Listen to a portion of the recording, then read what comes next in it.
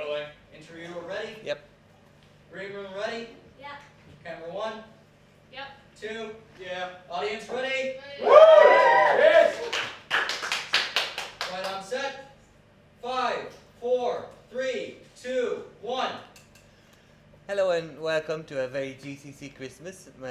My name is Gregory Cosma, and tonight our guest is Nicholas Grundy. He is, amongst many things, a photographer. He also did a TED Talk on what he does. That was 17 minutes long, but we're going to just sum it up in 15. And we are going to talk about how his experience from different cultures around the world has affected him, or his view of the world, and how he views the world differently through the lens of a camera. So please welcome Nicholas Grundy.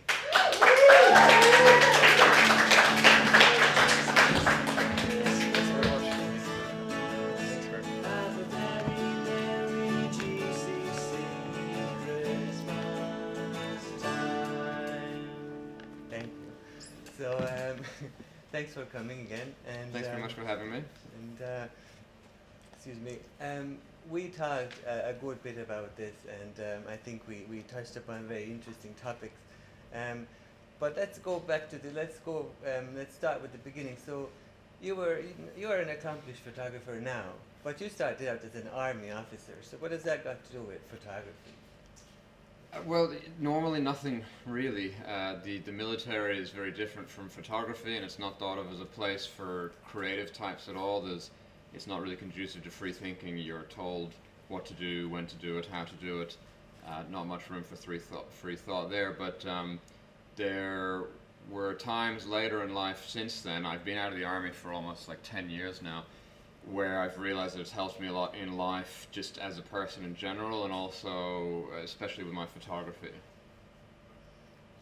Like you mentioned that you were on an SAS, not an SAS training, but you had a trainer who was in the SAS, and he taught you certain things. Would you Yes, specifically the main time that I remember looking back on my training to become an army officer was a specific two different training courses that I had to do over in Western Australia at a base where a couple of the trainers had been in the SAS or Navy clearance divers, and one of them in particular had served for a long time in Vietnam. So the Australian Army in particular it prides itself on having very good basic infantry skills, unlike the US military, which can rely on superior firepower.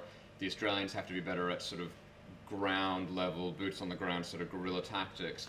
And this guy who'd been into Vietnam was very, very good at this, and basically, even though it seems like it has nothing to do with photography or anything creative, after spending a couple of weeks straight just being out covered by ticks — I didn't even know that there were ticks in Australia. I grew up in America as a kid with ticks, covered in ticks that were jumping off the kangaroos and the kangaroo bushes onto us and everything, and having this guy trying to basically do, mock ambushes on us from the pretend enemy all the time, and denying us sleep and food until we learned this one crucial thing.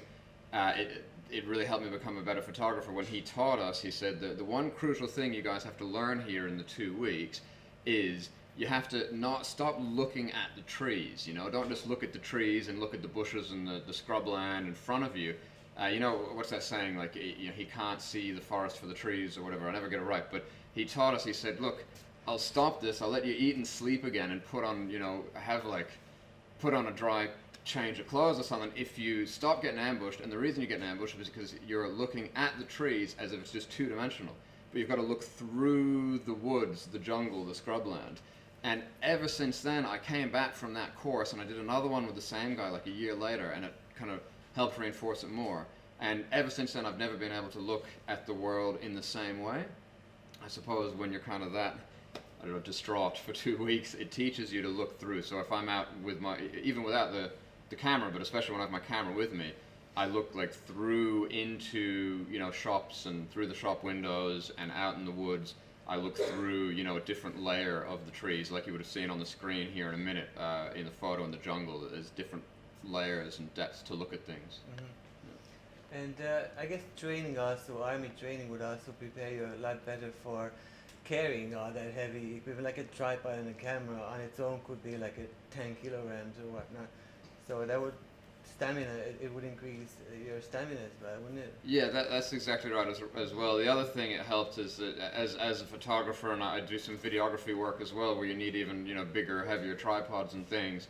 And having done that officer training through the army, now if I generally try to pack and travel light as a photographer, just for ease of movement, but it means that it doesn't feel heavy to me at all. Other people might think, oh, this is a heavy tripod and camera and all this, but you're not carrying like 800 bullets and grenades and radio batteries and stuff like that. So you have all this extra, just like light load, and I also find that it helped me kind of be a more proficient backpacker, which really helped me get into traveling. First I was sort of addicted to traveling, and then addicted to photographing while traveling, and now it's probably more about the photography than the actual travel element, but it's helped with many things. Yeah. And I guess it also helps because you can get to places that other people not necessarily will be able to. Exactly. Often I teach photography, like photo walks and stuff, and I always tell my students, I say it'll really stand to you as a photographer or a videographer if you actually get out of the car and off the tour bus, and you can then go by foot, or I do a lot of my work by bike, especially like out in Connemara or other parts of County Galway. Because what I've learned living here in Ireland for 5 years is that you can't stop the car in too many places when the road is so narrow, but if you're on your bike you can just chuck it up against the stone wall on the side of the road, and then you won't miss that moment, which you might miss if you're kind of constrained to vehicular movements. And so around 2008 you became more like a photographer per se, rather than a backpacker or a traveling backpacker who likes to take photos. What were the first photographs published? Where? How? The first photos that I had published was, from memory, I can't remember which one came first, but this one here behind us of Mont Saint Michel was the first one, I believe, that was published in a magazine. So that was in an Australian travel magazine. That was taken at the sort of fortified abbey out on a peninsula called Mont Saint Michel in Normandy in France.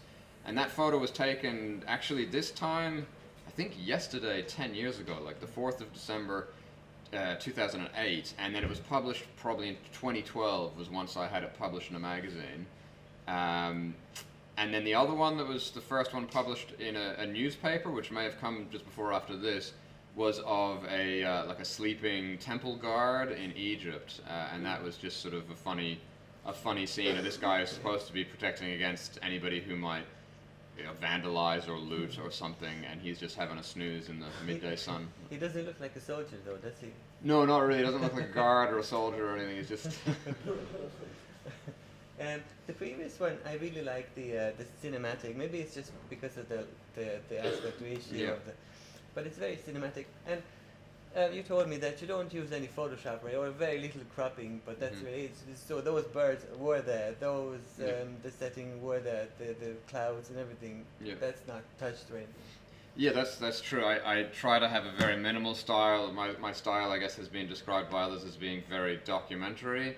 So I just like to show the world as I see it around me. I don't want to touch it up, and I don't like spending a lot of time touching it up. I just like to show people that you can look at the world around you sort of in different ways, and this is just my perspective on it, but it's nothing that has been, has any sort of special effects done in Photoshop or Lightroom. It's just that's how, the naked eye can see it, and that's why for me I think like with this, composition is very, very important, and so I did like sort of cropping it down to make it more panoramic, cinematic, and try to employ the things like the rule of thirds with the horizon and the abbey and the birds there going across the sky. And this cropped up often. That we were talking about this when we met before.